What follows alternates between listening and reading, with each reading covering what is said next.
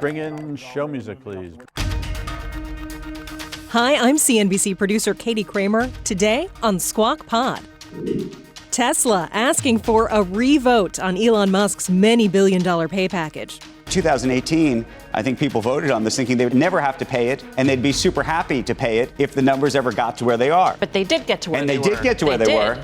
We're reading between the lines of Tesla's latest proxy with Tulane law professor Ann Lipton. It's not a question of justice, that he relied on this and then it was taken away. This is a question of him being charged with functionally manipulating the board.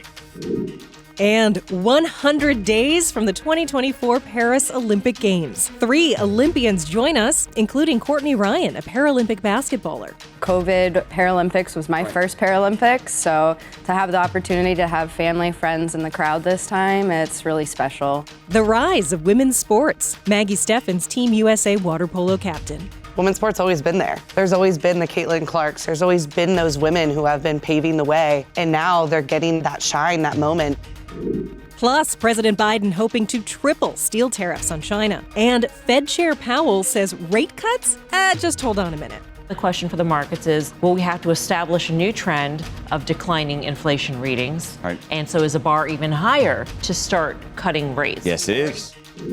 It's Wednesday, April 17th, 2024. Squawk Pod begins right now. Stand Andrew by in 3, 2, 1. Cue Andrew. Good morning and welcome back to Squawk Box right here on CNBC. We're live at the NASDAQ market site in Times Square. I'm Andrew Sorkin along with Melissa Lee. Joe and Becky are off today. It's nice to see you once again. Nice to be here. We got a lot going on. Miss Fast Money. We did go above 5% on the 2-year yield. We did. Briefly yesterday. We did briefly. Yeah. So there was a move, but now it's Backed off modulating. just a little bit, yeah. This is what happened here. The 2-year Treasury yield briefly topping 5% after Fed Chair Jay Powell made his first public comments since last week's hotter than expected inflation data. We've said at the FOMC that we'll need greater confidence that inflation is moving sustainably toward 2% before it would be appropriate to ease policy. The recent data have clearly not given us greater confidence and instead indicate that it's likely to take longer than expected to achieve that confidence. Powell echoed recent statements by other Fed officials indicating the current policy level will likely stay in place until inflation gets closer to its target. And so effectively, Andrew, he's saying that the data has recently been coming in hot. We've departed from that downward trend on inflation that we saw towards the end of last year. And now the question for the markets is, will we have to establish a new trend of declining inflation readings? Right. And so is the bar even higher to start cutting rates? Yes, We've it already is. seen a lot of banks push out their first rate increase to September, which is I think 68% at this point. And some have said, you know what, maybe none in 2024. Maybe it's 2025. Can you believe we were at 7? Well, that was always crazy. The street was I at don't 7. think the street should have ever been at 7 or 6. Probably 6 weeks ago, Beginning of the year, it was 6. right? But that probably We had somebody should have sitting never. here literally 3 weeks ago talking about how it was going to begin in June and then there was going to be a cut every month for the rest of the year. Yeah.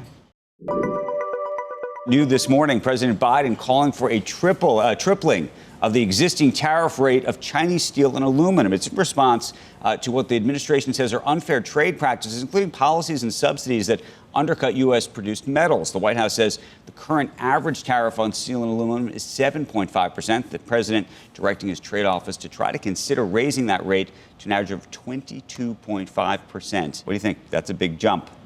It's a huge jump.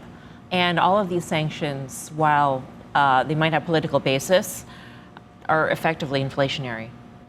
Who will pay for the higher cost?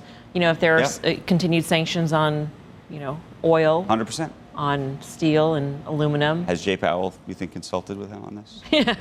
Yeah, highly unlikely. Tease will be next. Up next on Squawk Pod, the saga over Elon Musk's compensation. Months ago, a court voided Musk's multi-billion-dollar pay package at Tesla, and today the company is asking its shareholders to vote again on Musk's take-home. Tulane law professor Ann Lipton joins us with her take. Do you not believe that he should be paid at all for the last 5 years? I believe that he was paid in the fact that he owns something like 10% of Tesla. This was part of the decision, so that every time he increased Tesla's value, he was motivated to do so. I mean, people like Mark Zuckerberg don't take a salary, and that's why.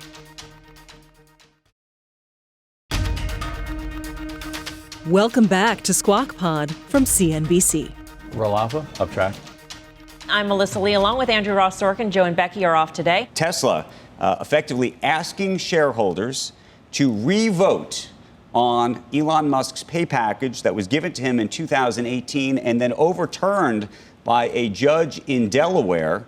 The board effectively saying he hasn't been paid since 2018. Remember, these were options that had been granted to him. They have not come to him.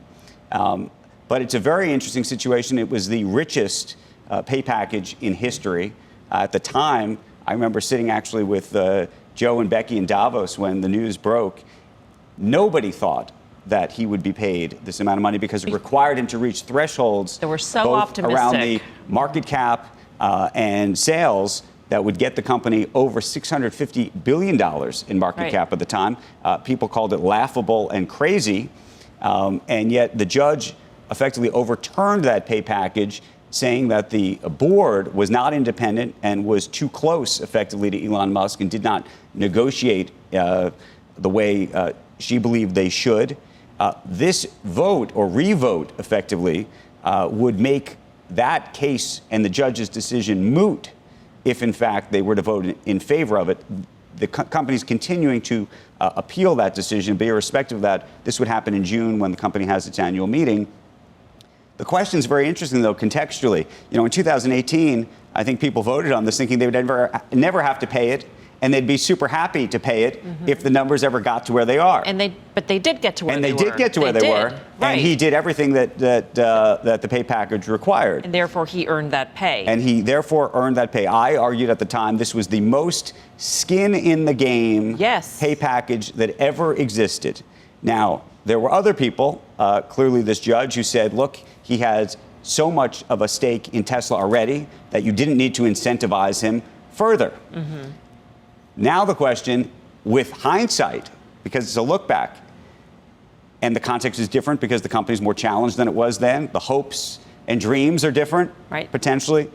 Does a shareholder in this company say, I'm happy to pay this money? Do they say, oh my goodness, this is a great opportunity, I'm going to get to save myself potentially $50-some-odd billion, or is there another deal to be had? It's an up-down vote, by the way. So it's not, a shareholder can't come in and propose a different kind of comp package.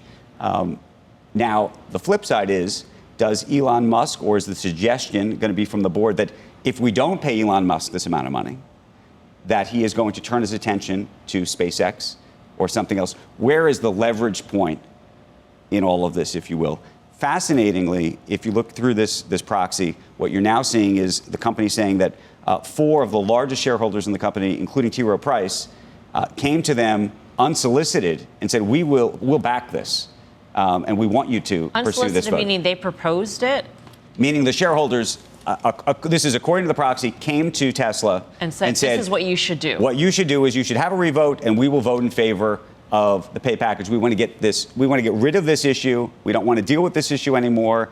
It's an overhang on everything. The other thing that was announced this morning that's fascinating, and this has been telegraphed by Elon Musk, is the company asking shareholders to vote in favor of moving Tesla from a Delaware-based company to Texas. In this case, they're making the argument that it will create more democracy among shareholders because they don't believe that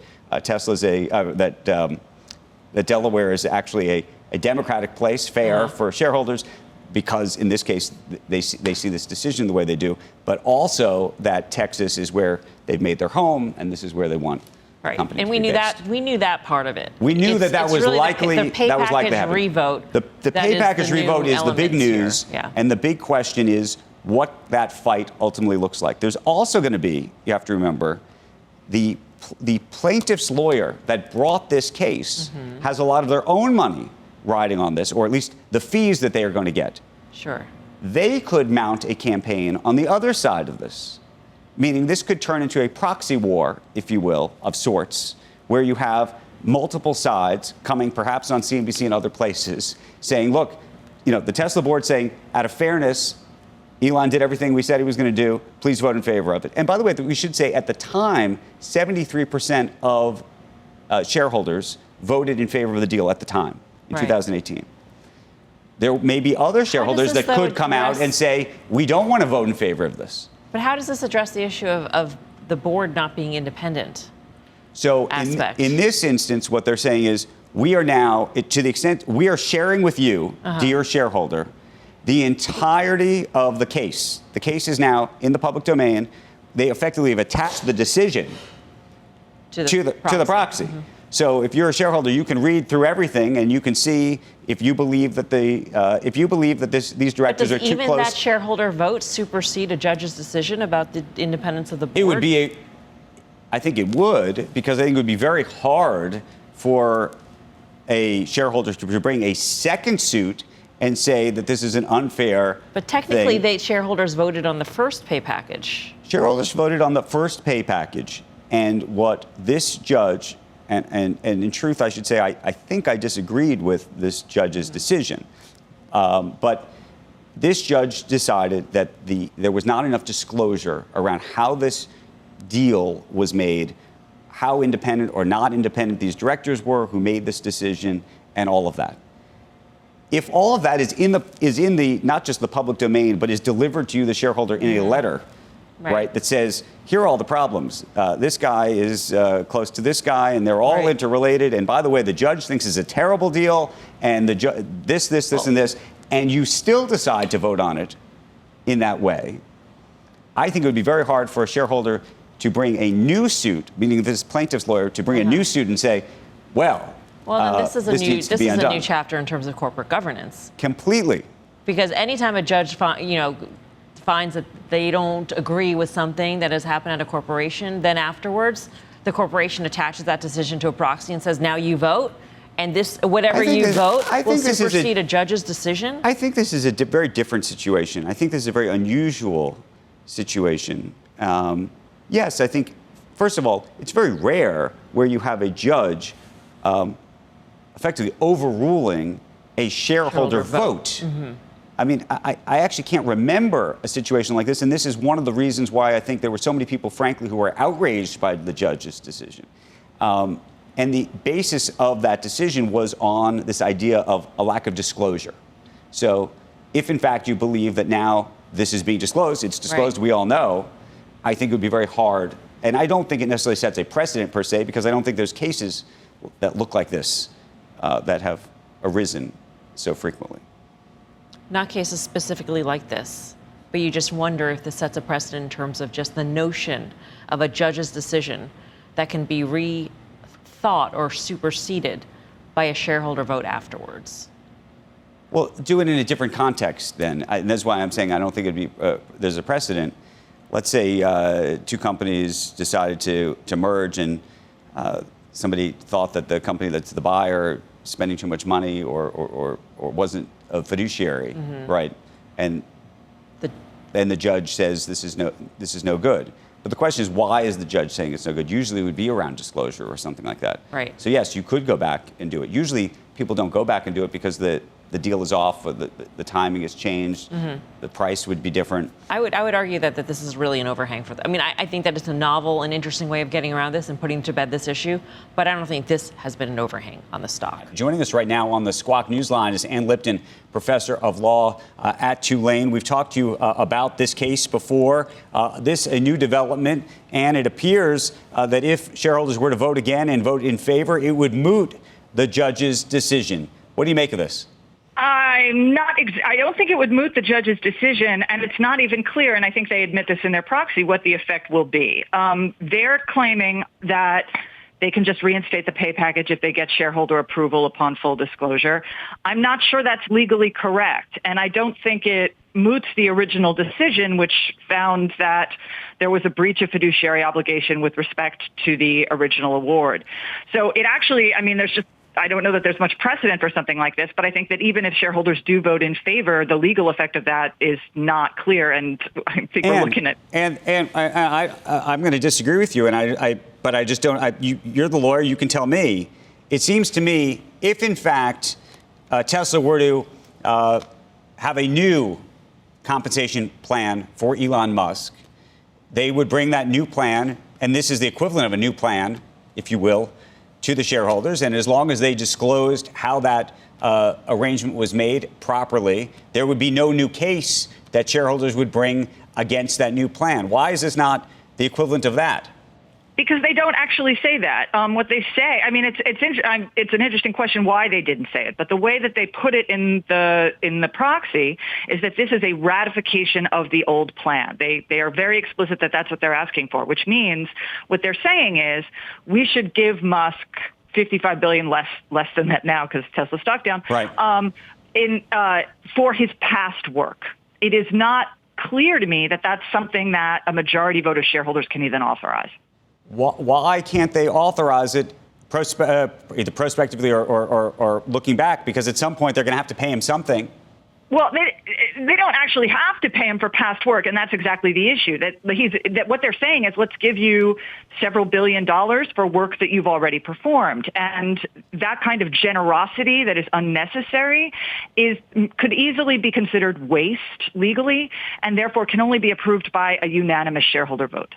But that's the point, though. If 51% of the shareholders, and in this case, Tesla, and Tesla is saying, by the way, that they believe, I think they said 4 of the largest shareholders in the company came to them unsolicited and said, please put this to a vote, and we will vote in favor of it. But if, in fact, the independent shareholders, meaning not Elon Musk, not his brother and others, but if those shareholders vote in favor of this, knowing everything, the full disclosure, right? The proxies, the decision is attached to the proxy.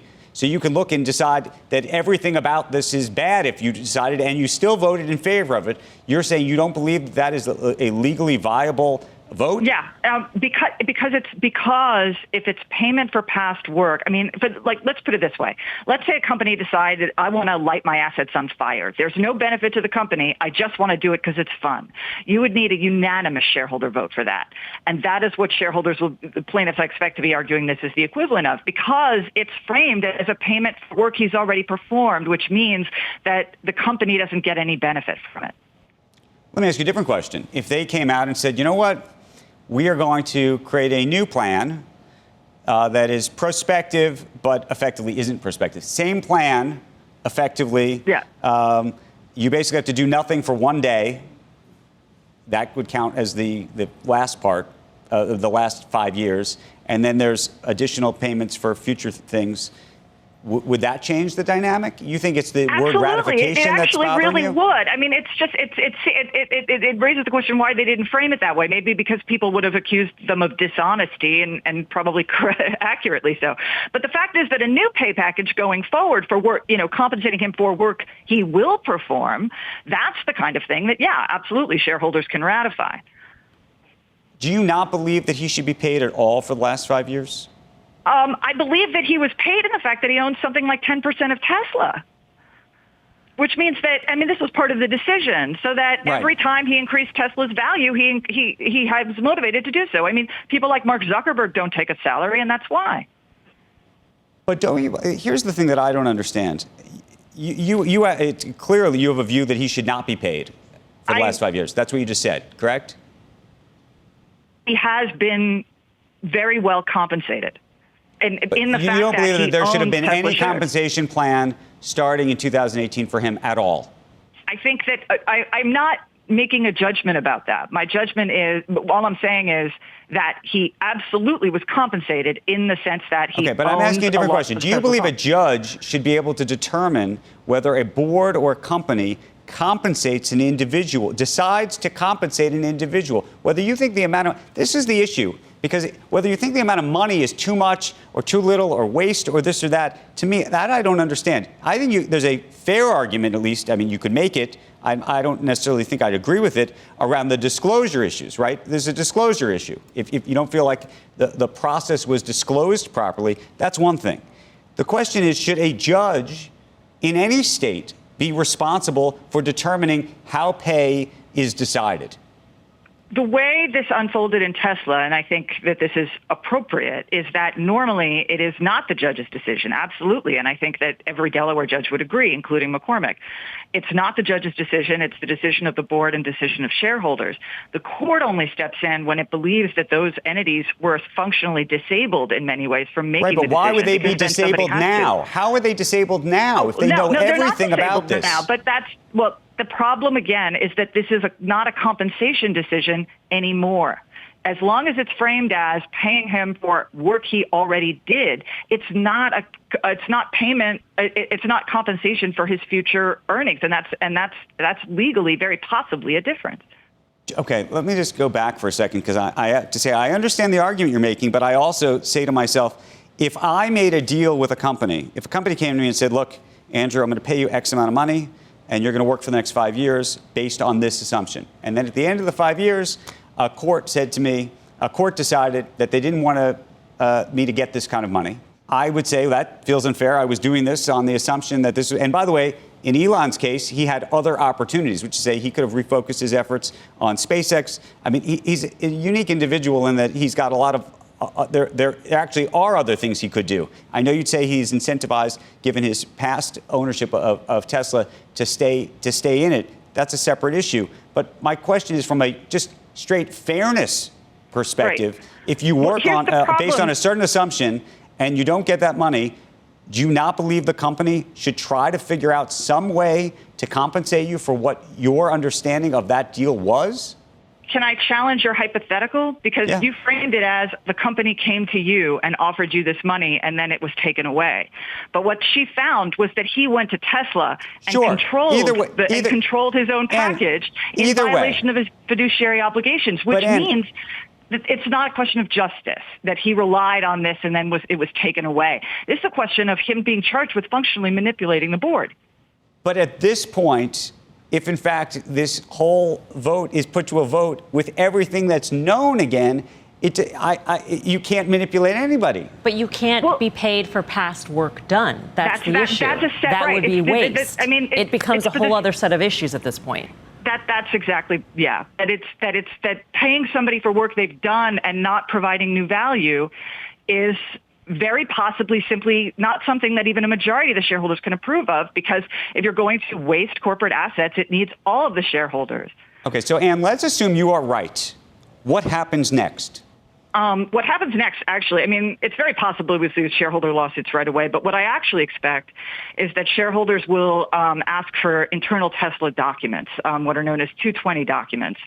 They have a right of inspection for internal documents. Now, this proxy for the move to Texas, I don't know if we've talked about that. The move to Texas, we haven't hit Texas yet. Right. There's a lot in the proxy, but I'm not sure there's as much detail on the pay package. So they're going to. So I think what the shareholders are going to likely ask for is internal documents, and it's a not insignificant chance that the SEC will ask for clarification part of the proxy. It's a very long document. I haven't read it all, so I don't know what exactly they'd ask for, but those would be the immediate moves that I would expect. Internal documents asked for by shareholders and clarification requests from the SEC.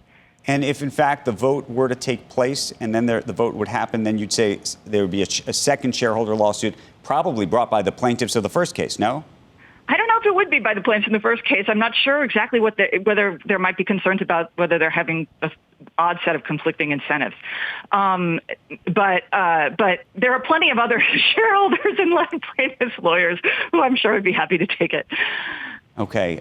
It's a longer debate. I hope we get an opportunity to have it again. And once we both get an opportunity to totally dive into all of the documents. Ann, thank you for joining us this morning. It's fascinating.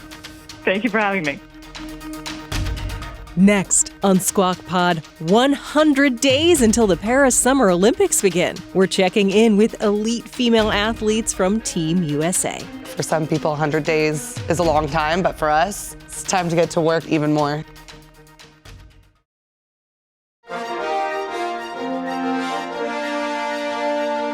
You're listening to Squawk Pod from CNBC. Here's Andrew Ross Sorkin.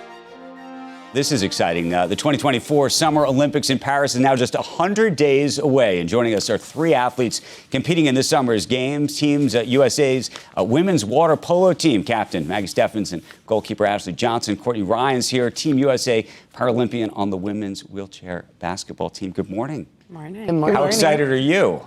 I mean, look at you guys with the medals on, first of all. You just did that, we should say. But, I mean, they're real. So congratulations. Thank you so much. What are you thinking? I mean, seriously, it's 100 days away. 100 days. The adrenaline is real. It's kicking in. I feel like for some people, 100 days is a long time, but for us, it's time to get to work even more. That was what I was going to ask. What's the training regimen? Is it like the 100 days out? Does the training regimen get different?